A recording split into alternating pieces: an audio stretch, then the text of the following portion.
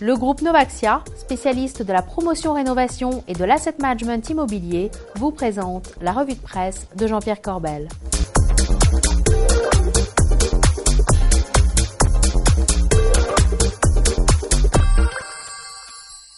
Bonjour, c'est mardi et c'est la revue de presse avec Jean-Pierre Corbel. Jean-Pierre, bonjour. Calimera, Bogdan, allez, on commence par la Grèce. Une fois n'est pas coutume avec cet article sur Boursorama. Regardez, monsieur Chaubleu, il est très énervé. Il parle de Grexcident. Ça n'est pas une marque de dentifrice, Bogdan. Il nous dit que le Grexcident, ça serait la contraction entre un Grexit, la sortie de la Grèce, et un accident. Il est très, très énervé, monsieur Chaubleu.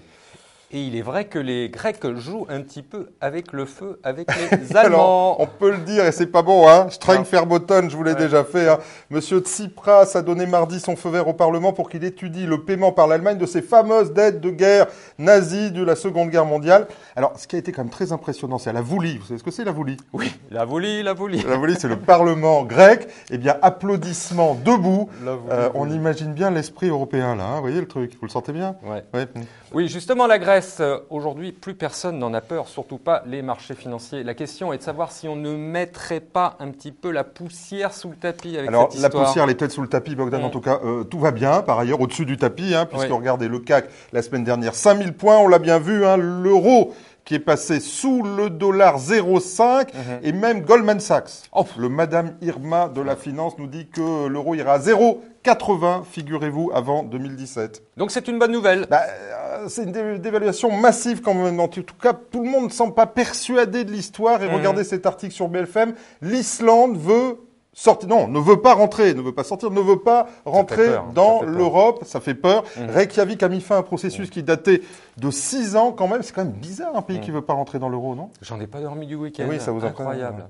Bon, en tout cas, côté français, tout va bien. C'est l'alignement des planètes comme l'aiment à dire nos spécialistes. Effectivement. Alors regardez cette une de Challenge, François Hollande, qui affirme qu'il ne changera pas, ça c'est dit, il ne changera pas de politique, malgré certainement une déroute électorale, effectivement. Alors pour l'instant, le pays bénéficie d'un retour du cycle. Ça, il l'avait annoncé, François Hollande, quand même. Hein. Mais bon, mais quand même. Alors, Mario Draghi, Super Mario, Magic Mario, nous dit que c'est bien beau d'avoir un QE qui permet tout ça, un quantitative easing, mais qu'il faudrait faire des réformes. Or, on n'en fait pas. D'ailleurs, on se fait taper sur les doigts, Bogdan, par Bruxelles et par... Oui, refaites-le. Taper sur les doigts par Bruxelles. Vous adorez, vous aimez ça, quand je vous tape sur les doigts.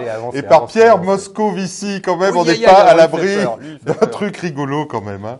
Oui, alors quelle réforme? On parle de quoi exactement? Regardez, là, Challenge continue les réformes. Il y a des propositions. Alors, Michel Pébreau, tout le monde le connaît, propose de retarder les départs à la retraite pour réduire la dépense publique. Ça sont les propositions du patronat. Deuxième proposition, Christian Saint-Etienne, moduler la fiscalité en fonction des investissements, s'ils sont productifs ou non. Mais ça, on l'a déjà fait. C'était le rapport Berger-Lefebvre. Et puis, troisième proposition, baisser les charges sociales. Forcément, baisser les charges sociales, c'est pas facile à dire.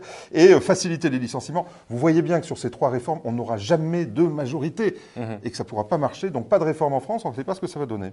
Oui, alors, quelle solution va être retenue? S'il y en avait une. Eh bien, les impôts, toujours les impôts. Bogdan, regardez cet article dans Capital. Face à la baisse des dotations de l'État et afin d'équilibrer leur budget, les communes, c'est M. Barouin qui l'a annoncé, nous dit qu'elles vont être obligatoirement obligées de monter les impôts. Pourquoi? Je vais vous refaire le système. Hein. En fait, l'État peut bien essayer de baisser un peu les impôts, mais il ne les baisse pas vraiment d'ailleurs. Mais il monte les compétences des communes et des collectivités locales qui doivent, elles, monter les impôts. Donc, quand on vous dit qu'il n'y aura pas d'impôts nouveaux, c'est pipeau, c'est juste au niveau national, mais au niveau global, c'est toujours plus. Si vous avez une résidence secondaire, gardez-la en Grèce parce que ça va coûter cher en France. Alors vous qui donnez des cours à l'OREP, j'aimerais bien vous voir en cours quand vous faites ça. Vous aimez que je fasse ça? J'adore, c'est bien. Les cours à l'OREP. Voilà. Bon, alors il s'est passé quelque chose de très intéressant aussi, c'est Aristophile. Et oui, vous en avez des manuscrits anciens, vous? Non, vous n'avez pas ça. Bon, d'accord. Alors, il y a quand même, toute la presse en parle cette semaine. Alors, 5 pages dans l'Express, quand même, regardez, la chute de l'empire des papiers. Le titre est joli, avec une mise en examen la semaine dernière du charismatique fondateur d'Aristophile, Gérard Lhéritier. Une affaire rocambolesque, puisque l'Express nous confirme que Monsieur Lhéritier aurait bien gagné 169 millions à l'euro million et que ça leur aurait permis de continuer à faire sa présumée, moi je ne dis rien, sa présumée pyramide de Ponzi. C'est un véritable thriller cette histoire. Il n'y a que les riches qui gagnent. Oui, c'est dingue, 169 millions. Incroyable. Bon, alors, quelles conséquences? Parce que c'est ça qui est important. Eh bien, effectivement, alors, on retrouve aussi un dossier dans Le Point, l'Express 5 pages, Le Point 4 pages. Lu, et oui, c'est mon boulot. Vous avez bien travaillé. Un cauchemar pour 18 000 clients, quand même. 18 000 clients qui ont confié leurs économies.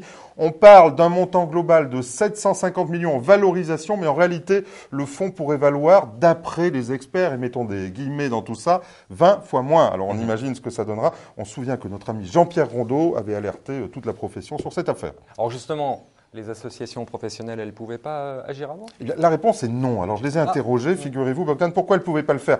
Parce que c'est aux régulateurs de jouer ce jeu-là ou aux tribunaux, mais les associations, elles ne peuvent pas se prononcer avant qu'il y ait une alerte ou une condamnation, elles seraient en danger.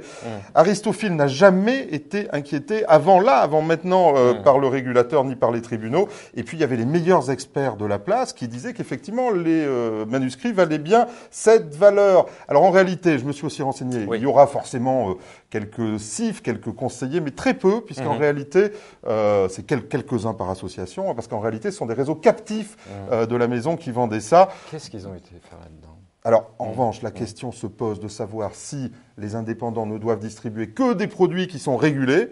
Et le débat est ouvert sur le sujet. On va en parler beaucoup dans les mois qui viennent.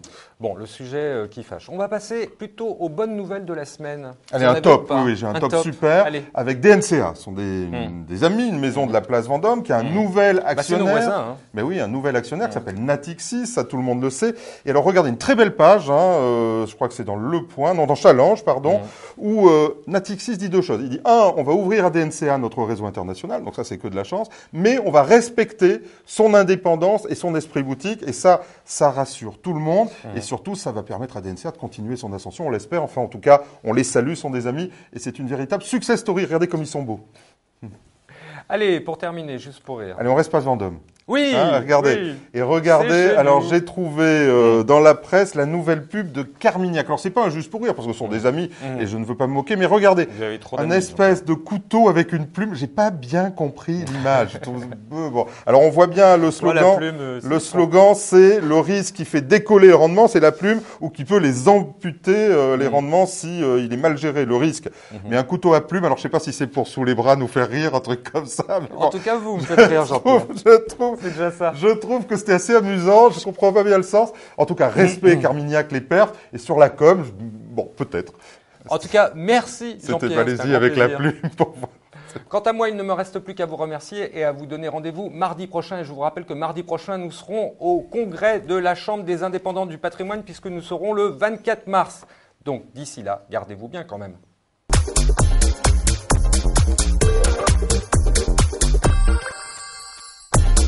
La revue de presse Club Patrimoine vous a été présentée par le groupe Novaxia, spécialiste de la promotion rénovation et de l'asset management immobilier.